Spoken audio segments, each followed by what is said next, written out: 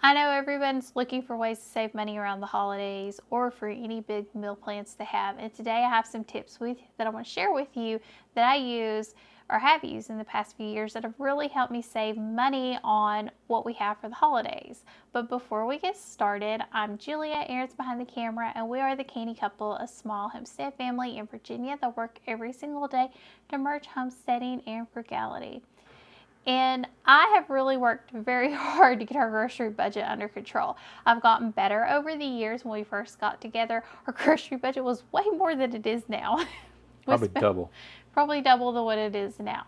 And over the years, I've cut back, increased it. We went back and forth, and Aaron's still shocked I've got it as low as I have it right now.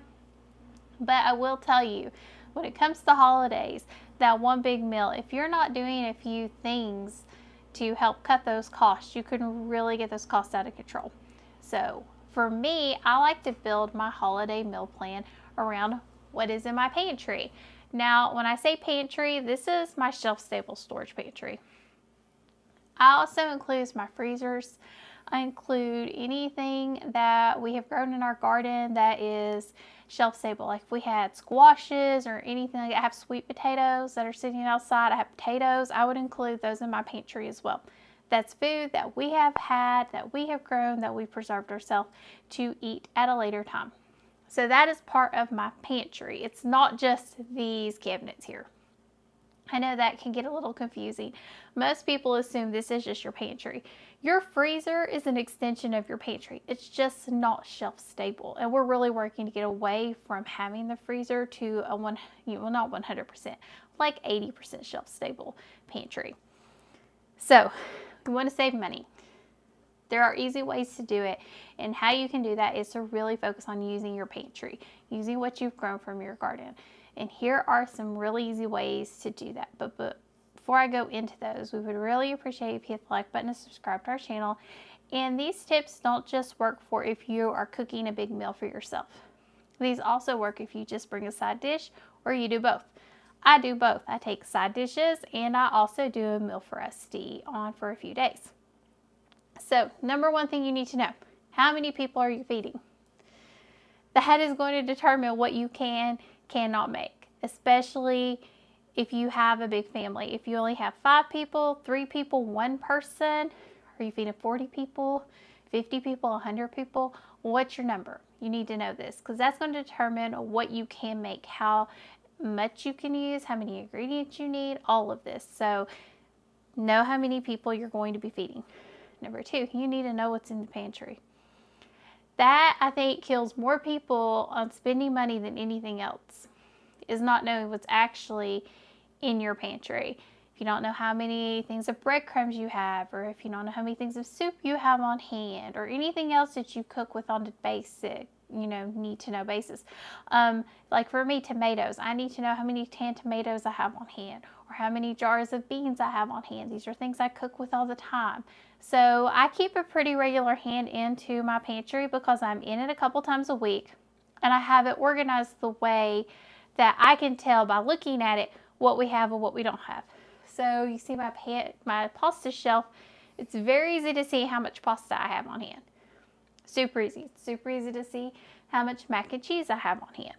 You can see I have some mac and cheese that's for get-togethers later. But I can tell just by looking in my pantry. Aaron can tell just by looking in our pantry how much we actually have here.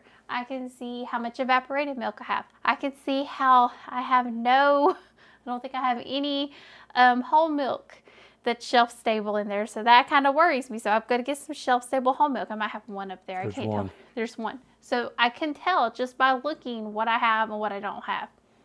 I can tell there's multiple jars of hot sauce up there, which is a necessity in our house. So you have to know what you have. You have to know what's in your cold storage. You need to know what's in your freezers. All that's important because once you know what you have, then you can do the next step. That's build your meal plan. So I'm going to tell you, we all like these elaborate dinners, these elaborate meals. Save yourself some time and trouble and keep it simple.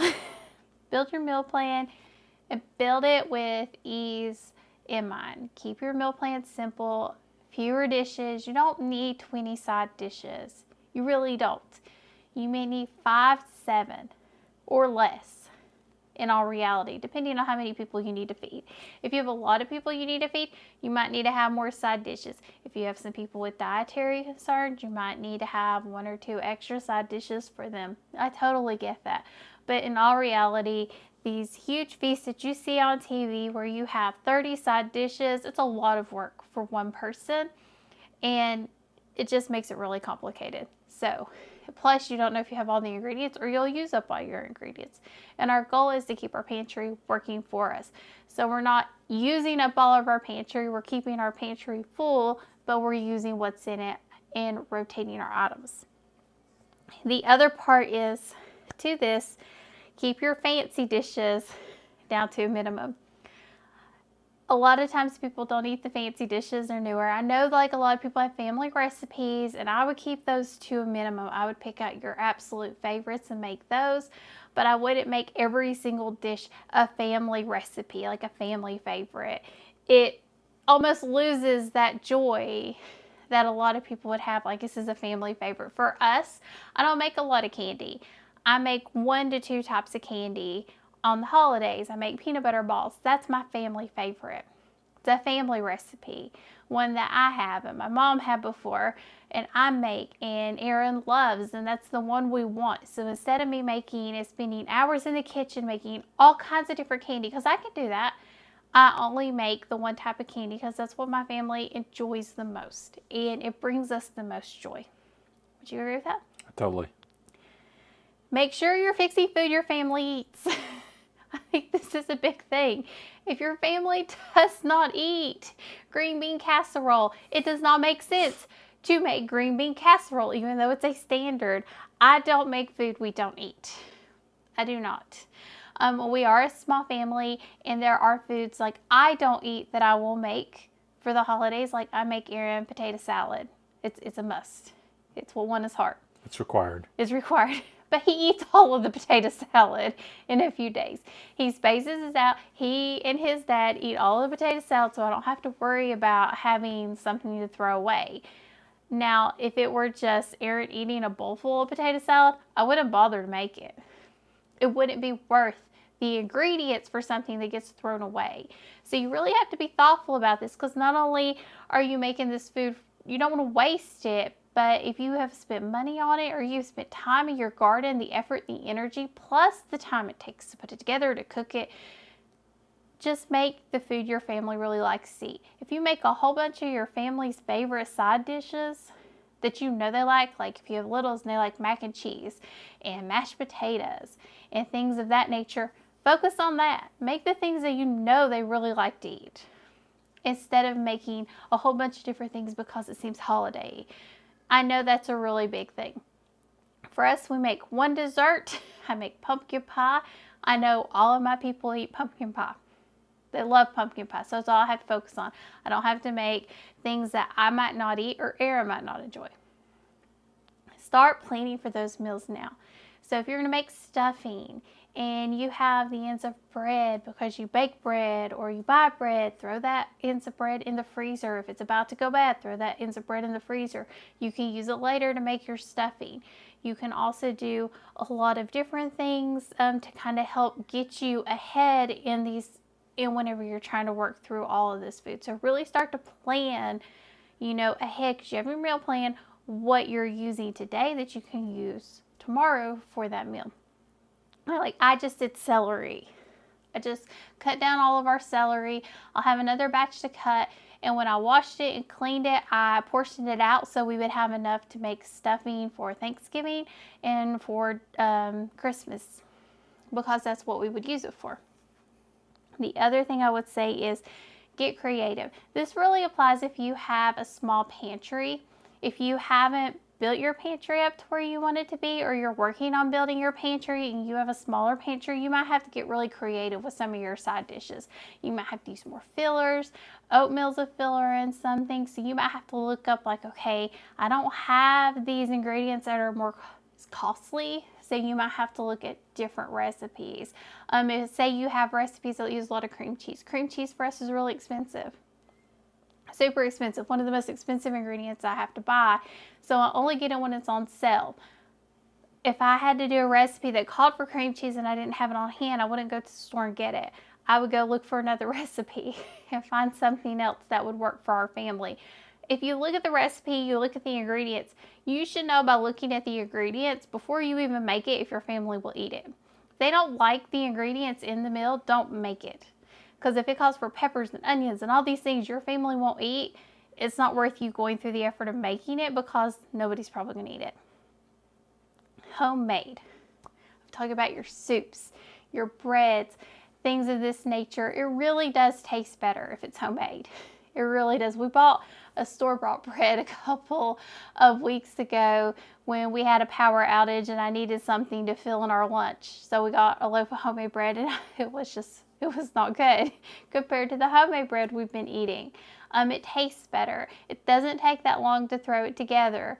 But if you don't want to go the homemade bread route, the homemade rolls, you can, really look at homemade soups to help cut your costs. Because I know cream of soup, which a lot of recipes call for, they're getting expensive.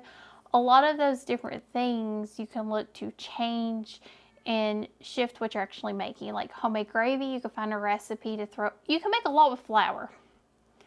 Flour is like one of the most versatile ingredients that you will have. Flour, salt, and sugar. You can do so many things with flour and milk and broth and anything else that you work with. When you're going homemade, just make sure you're balancing your time, your money, and your effort. Those are really the three things you need to look at when you're going the homemade route. If you are a full-time working mom, I understand taking those shortcuts as you need to, but it will help cut your costs if you can make those things homemade, and they do tend to taste better when they are made homemade. Schedule your cooking plans. I think this is probably one of the most important things that people miss. If you have a frozen turkey, make sure you have it on your phone, an alarm set to pull that turkey out of the freezer and put it in the refrigerator if that is what you are making. Anything that needs to be set out to be defrosted, to be thawed, start setting out your ingredients when you have time a couple of days before. Any prep work you can do, setting food out, making sure things are thawed out, getting your pans and dishes sorted, a little here, a little there will help save you so much extra time and effort, and also make you not feel as overwhelmed in the kitchen when you actually start cooking. Again, I get it. It can be overwhelming. You look at this wall, you're like, this is a lot of stuff to deal with, especially when you have a meal plan. But the simpler your meal plan is, the fewer ingredients you're using, the easier your meal is going to be, and you're going to have a lot less stress on your holiday, because this is about us being together. This is about family and enjoying time together and not spending all your time in the kitchen either cooking or cleaning up the mess that comes afterwards. This is about being together and also not breaking the bank. We all want to give our family the very best meals that we can. And sometimes we really have to pull up our bootstraps and get creative and find interesting ways to do that. Do you have anything else to add, Aaron? No. I would say I've been doing this for 2 years now, focusing on the pantry. Yes. And it has really saved us a lot of money, because before, especially when we first got together, I would have to buy a lot of the ingredients as the holidays approached. Now I would shop the sales, shop the deals as much as I could, but it was still more cost effective. It wasn't very cost effective. We would actually probably be in over budget those months. Yep. Because we weren't as actively working to keep our grocery budget down. But the past few years, I've really focused on using my pantry, using what we've grown in our garden, what we have on hand, and it's really cut our costs down. So I hope these tips inspire you and help you, and I'd love to hear what you do to keep your big holiday meal shopping costs down. If you can leave those in the comments below, I'd love to share those with our other viewers. If we get enough, that would be wonderful. Make sure you check out our link tree with all of our other content. And as always, thank you for joining us on the Canny Couple, where we work hard, live simple, and enjoy life. Have a wonderful day.